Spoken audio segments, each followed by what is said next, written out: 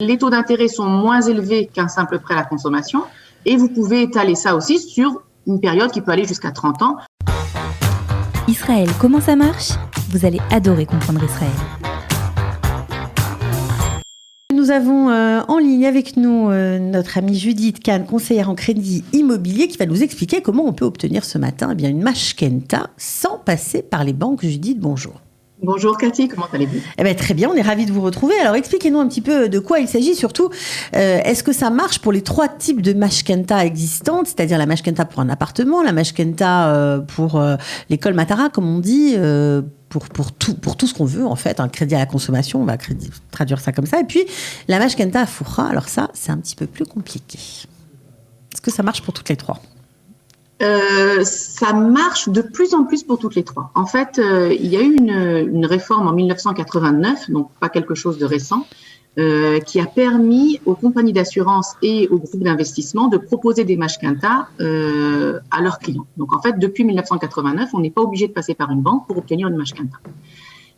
On a en fait la compagnie Clal, qui est une très grosse compagnie d'assurance, qui est rentrée sur ce marché-là, et elle est rentrée essentiellement pour ce qui s'appelle les mashkenta à Foura.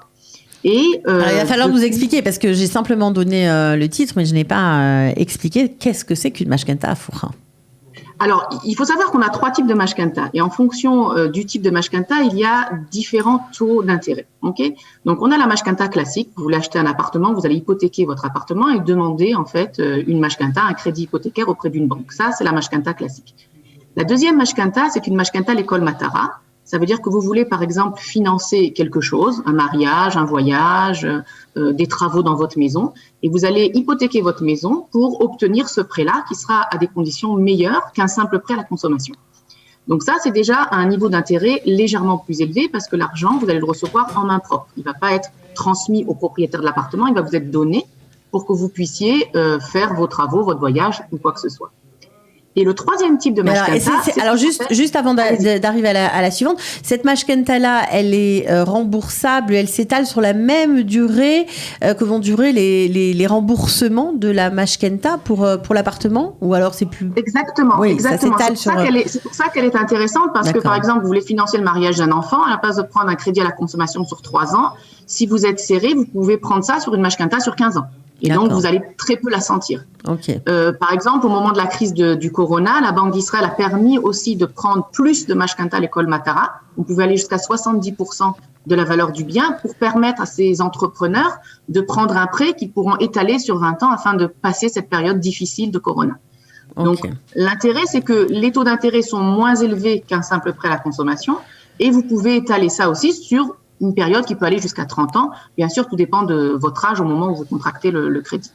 D'accord, donc ça c'était pour la deuxième sorte de mashkenta. Maintenant pour la fameuse mashkenta à Foura, de quoi s'agit-il exactement ? Alors, la mashkenta à Foura, en fait, c'est un nouveau produit qui est proposé essentiellement aux personnes qui ont plus de 60 ans, qui peuvent hypothéquer leurs biens et ne rembourser que les intérêts pendant toute la période du crédit. Et en fait, le remboursement du capital sera fait sur la vente de la maison par leurs héritiers, le jour où en fait ils seront plus là. Donc en fait c'est une mashkenta qui est de plus en plus utilisée par des Israéliens qui veulent par exemple aider leurs enfants à acheter une maison. C'est comme une avance sur héritage. Ça veut dire que à la place de pouvoir donner à ses enfants 200 ou 300 000 shekels pour les aider à acheter, on peut prendre une mashkenta à Foura. Donc vous allez prendre une mashkenta sur la propriété des parents. Les enfants pourront débloquer la somme dont ils ont besoin et soit vous n'allez rien du tout rembourser jusqu'à ce que les parents décèdent. Et à ce moment-là, au moment du décès, sur la vente de la maison, il y aura un remboursement de capital plus intérêt. Soit vous allez payer uniquement les intérêts en fait sur ce capital-là et ça va vous permettre de donner l'apport personnel à vos enfants pour acheter une maison. Ah mais ça doit être un produit. Ça doit être un produit qui marche énormément parce qu'on imagine des gens qui n'ont plus de travail, qui sont à la retraite, qui ont des revenus moindres. Eh bien, c'est une solution pour pouvoir continuer de faire face. Exactement. C'est-à-dire que j'ai donné comme exemple l'achat d'un appartement pour les enfants, mais vous pouvez en fait faire une mashkenta à Foura dans n'importe quel but. Ça veut dire que si votre retraite est petite et que vous n'avez pas les moyens d'exister, de subvenir à vos besoins, vous pouvez aussi demander à faire une mashkenta à Foura et à ce moment-là, vous n'aurez pas une somme, vous pouvez avoir une rente mensuelle aussi. Ça peut être fait aussi sur cette forme-là. Et il faut dire que ces dernières années, les prix de l'immobilier ont tellement augmenté on fait de plus en plus appel en fait à ce genre de mashkenta. Ok, alors si on ne fait pas appel aux banques pour avoir ou obtenir ce fameux prêt hypothécaire, à qui doit-on faire appel et vers qui on se retourne?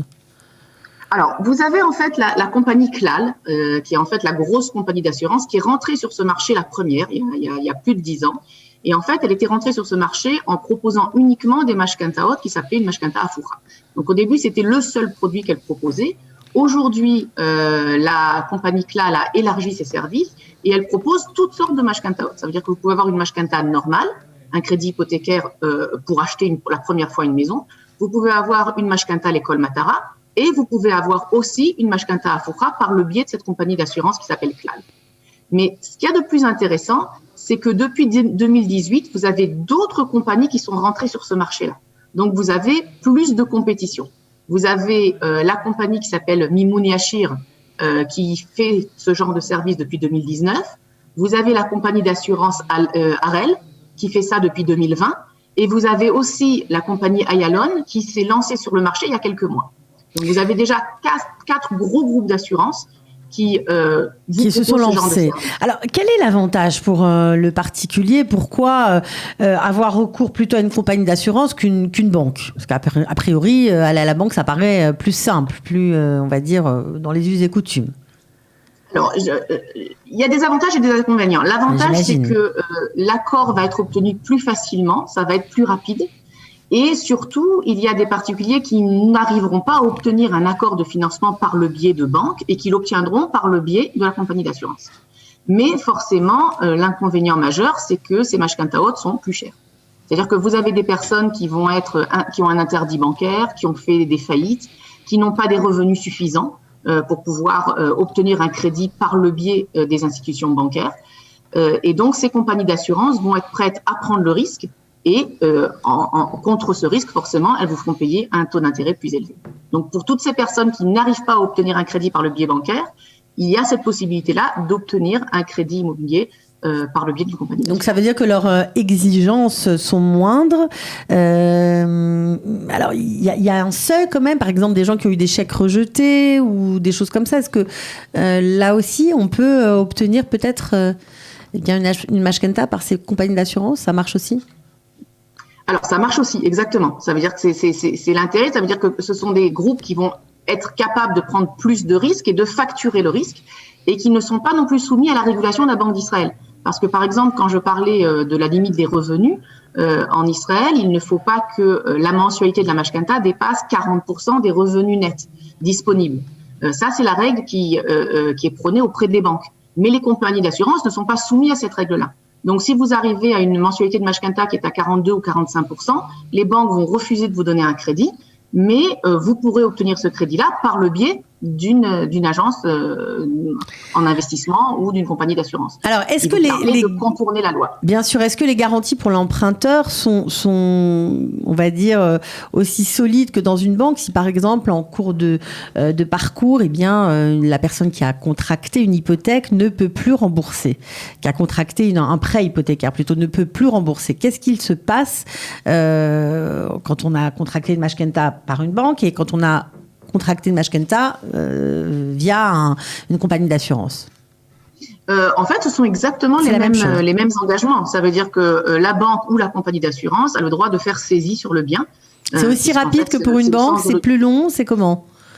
C'est à peu près pareil. En fait, c'est la même procédure. Simplement, les compagnies d'assurance sont réticentes, en fait, comme les banques, à faire saisie sur les biens. Ça veut dire qu'elles essaient plutôt de trouver un arrangement en étalant le crédit sur une plus grande période ou en gelant certains mois. En général, ces gros groupes financiers sont réticents à faire une saisie sur appartement. C'est vraiment le dernier ressort. Bon, alors par contre, si je peux rajouter quelque chose, c'est que dans ces compagnies-là, vous allez avoir des frais de dossier beaucoup plus élevés. Ça veut dire que si vous voulez rembourser votre crédit avant, si vous voulez changer de volet immobilier, à ce moment-là, les frais de dossier sont plus élevés que dans des services bancaires classiques.